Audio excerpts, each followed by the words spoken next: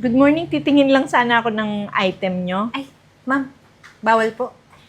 Kasi nakikita niyo naman po yung mga tinda namin, di ba? Mga pambagets, mga, alam mo na, mga parang ka-age ko down. Kasi ikaw, sa palagay ko, senior citizen ka na. Oo, senior na ako. Pero, titingnan ko lang sana kasi gusto ko yung brand na yan. Ay, ma'am, hindi niyo po ba naiintindihan yung sinabi ko? Ibig sabihin nun, ayaw kitang maging customer ngayon. Kasi alam niyo na, ibis na umaga ngayon, pang-buwan naman ang hinahanap ko, baka buong araw wala akong mabenta. Hindi, maganda akong buhay naman, ano? Ganun po ba? Oo. Pasensya na po ha. Kasi mga pambagets lang talaga to, pang teenager tong mga binibenta namin. Hindi sa mga katulad mo, baka naman bigla ka may ilabas din na ID na sabihin mo, 18 years old ka pa. Nakakaya naman yun, di ba? Kaya ma'am, pwede ka naman sa ibang tindahan na lang kung gustuhin mo. Kaya, alis ka na ma'am. May iba pang customer na darating. Uy, Eden, ano ba? Baka naman may pambili si madam, kaya nagtatanong. Ayan ka na naman eh. Lagi mo lang pinagtatanggol yung mga ganyang pusturahan. Ma'am, ano po bang gusto niyo, ma'am? Titingin sana ako ng ibang item. Blouse. Pwede po. Tingin po kayo. Ano pwede? Huwag ka naman maging judgmental. Malay mo, customer yan, di ba? Customer nga, di ba? Pero hindi siya bagay sa mga tinitinda natin. Tingnan mo doon pampitit. Yan, anong pinitit niyan? Ilong? Ito naman, masyadong judgmental. Mamaya mahuli tayo dito ni ang supervisor natin, mapapagalitan pa tayo. Hoy, hindi ako judgmental. Tignan mo naman. Mukha kang apay eh. Arian, kung wala ka naman sasabing maayos, sige, ikaw na umintindi nito kasi pareha naman kayo ng utak siguro, no? Dapat naman kasi di natin tinitingnan yung panlabas na anyo. Tingnan natin yung kapal ng bulsa. Malay mo, makapal bulsa ni madam. Ako na nga mag-aasikaso. Walang makapal sa kanya mukha lang. Kasi feeling niya, kaso lahat ng tinda natin sa kanya, diyan ka nga. Ako na nga. Ma'am, ano po bang gusto niyong size? Ma'am, ito na po yung mga binili niyo po. Sige, thank you, Sige po. Sabi ko sa'yo maganda akong buhay naman, paano? Teka, may tawag ako. Sige ha? po. Sige. Maraming salamat po. May iwan? Wala, may address kayo dito? May ID? Buti na lang meron. Ibabalik ko na lang. Siguro sa pagmamadali, nakalimutan yung wallet niya. Di ba ikaw yung nasa mall? Apo, ako po yung... Naku, nagustuhan nung binigyan ko yung binili ko sa yung blouse. talaga po? Opo. Ay, nakalimutan niyo po to sa mall. Naiwan niyo po ata. Nalaglag to Opo. Sa mall ko ba naiwan? Opo. Naku, thank you so much naman. Ibinalik mo talaga. Buti na lang po, mayroon pong address dyan at napuntahan ko po kayo ngayon. Ang bait mo naman. Alam mo, gusto ko yung personality mo. Alukin kaya kita dito mag-work sa akin. Ay, magtrabaho po dito sa company niyo. Oo, at least mas malakas ang sweldo dito kaysa doon. Ma'am, undergrad ako ng college baka po, di ba, andito ang hinahanap, kailangan nakagraduate. Walang problema. Kumpanya ko to. Gagawa ko ng paraan. Ipapa-assist kita. Magagaling yung mga assistants ko doon. Para alam mo kung anong gagawin mo. Sige po, di ko na po tatanggihan. Kung mas malaki din po yung sweldo, para na rin po malaki na rin po mabibigay ko sa magulang ko tsaka sa mga kapatid ko. Hoy, gusto ko yung mga ganyang senaryo. Yung mabait ka sa magulang mo. Paano? Kailan kita antayin dito para dito ka na mag-work? Magpapaalam po muna po ako sa boss ko na magre-resign na po ako para makahanap po ng kapalit. Tapos puntahan ko po kayo kaagad. Pero inaantay agad kita, ha? Opo. Asap yan. Opo, asap po. Salamat po. Sige, thank you rin, ha? Wala po yun. May meeting lang ako. Hindi kita maintindi. Basta inaantay kita. Bumalik ka agad, ha? Sige po. Okay, sige. Bye-bye. Ma'am, good morning po. Good morning. Re-remind ko po pala kayo, may business meeting kayo mamaya. Oo nga eh. Alas 3 ng hapon. Tapos, may pupuntahan pa kayong client meeting mamayang 11 a.m. Doon na rin kayo magla-lunch. Okay. Alam mo, Arian, nung dumating ka dito, gumaan masyado yung buhay ko.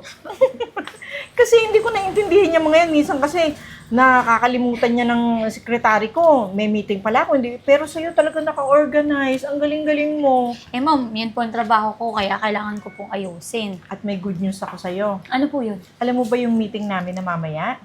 No. For promotion yun. At ikaw running for candidate. At inaasahan ko na ikaw isa sa magiging supervisor. Talaga po ba? Yes. Alam mo, Arian, ang bait-bait mo. Sana hanggang pagdating ng panahon, pagdating ng panahon, ganyan ka, huwag kang magbago. Ay, ako po ma'am, hindi ko po sasayangin talaga yung opportunity na ibibigay mo kung sakaling mang ako yung mapiling supervisor na bago. Alam mo, ngayon pa lang, sasabihin ko sa'yo na sobrang na-appreciate ko yung ugali mo. At saka, swerte ako sa'yo. Kayo po, swerte din po kayo sa akin. Kung hindi dahil sa inyo, hindi ako makakakuha ng magandang trabaho. Hindi ako makakapag-provide sa pamilya ko ng mas malaking pera. Kasi syempre, di ba, nag-aaral pa yung mga kapatid ko. Tapos yung nanay ko naggagamot pa. Pero deserve mo yon kasi ang sipag-sipag mo talaga. O paano? A-attend na ako ng meeting and babalita ako sa'yo. Sige mamaya. Po. Maraming salamat po. Okay, sige. Bye-bye Ano, hulaan mo! Ano pong balita? Supervisor ka na! Wow! Congrats! Thank you so much po. Alam kong kaya mo yan, ha? Gawin mo yung nararapat para wala silang masabi kasi medyo binakiran ko talaga eh. Huwag po kayo mag-alala. Hindi po kayo magsisisi na pinakiran niyo ako. Alam ko naman yon. Alam kong kayang-kaya mo yon. At saka, at alam ko sa pag-uugali mo, pati mga tauhan natin, kaya mong i-handle ng maayos. Alam mo, sa pangyayaring yan, hindi ikaw ang success. Ako. Alam mo kung bakit? Mamaya ako sasabihin sa'yo. Sige po. Pero parang mag-undertime ka? Hindi po. Hindi ko naman po gawain mag-undertime. Tatapusin ko muna yung trabaho ko bago ako uuwi. Mahaba pa naman po oras. Pero ngayon ko sasabihin mag-undertime ka. Alam ko may date ka. Date? Paano nyo naman po nalaman? Date natin, di ba? Renz? Anong ginagawa mo dito? Hindi mo Ma. kay... Si Renz ang ating magiging bagong CEO. Anak niyo po si Renz?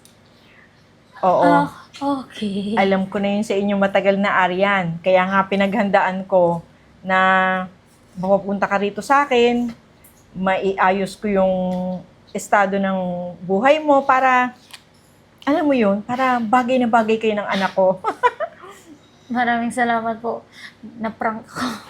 Ayan, tinago ko sa iyo yung totoo kasi gusto namin ni Mama malaman kung ano yung totoong ugali mo na mabuti ka pala talagang tao. Kaya di ba sinabi ko sa iyo, hindi ikaw ang success. Ako. Success ako sa nagkaroon ako ng supervisor na bago na maayos. Tapos success ako dahil alam ko magkakamanugang ako ng maayos. O paano, Renz? May meeting ako eh. Ha? Bahala ka na kay Arian. Sige po. Ay, lalakad kayo, di ba? Oh. Lalakad kayo under time. Paano, Renz? Sige na, Ma. Oh, sige. Sige Sige na, po. babe. O, tara na nga. Ayan, saglit lang. Eden? Ginagawa pa dito? May interview kasi ako dito. Nabalitaan ko, sekretary ka dito eh. Kaya, tulungan mo naman ako. Backer ko, para naman maiba naman yung linya ng trabaho ko. Hindi na lang laging sales lady dun sa dati natin tinatrabahuan. Ito ba yung kinukwento mo sa akin na katrabaho mo dati? Yung masama ugali. Mukha namang nagbago na. Pero, pwede naman kita tulungan. Pero, humingi ka muna ng sorry kay Miss Gina. Siya may-ari ng company. Yung matanda dun sa Yung nanay ko.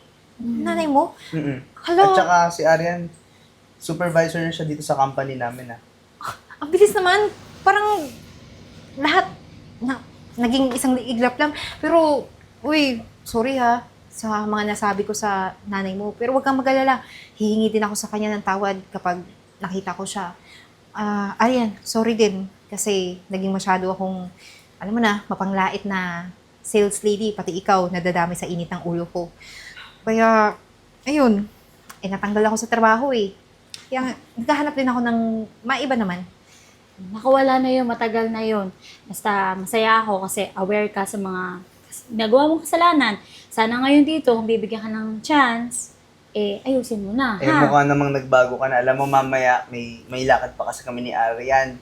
Siguro, antayin mo kami dito after 2 hours kung wala ka namang gagawin. Sasamahan kita kay Mama. Sigurado po kayo, sir? Naku, maraming salamat po. Sige po, maghihintay po ako dito. Basta bumalik kayo baka naman indyan ninyo ko. Babalik Sige. kami. O siya, Sige na. sige na. Sige, enjoy kayo.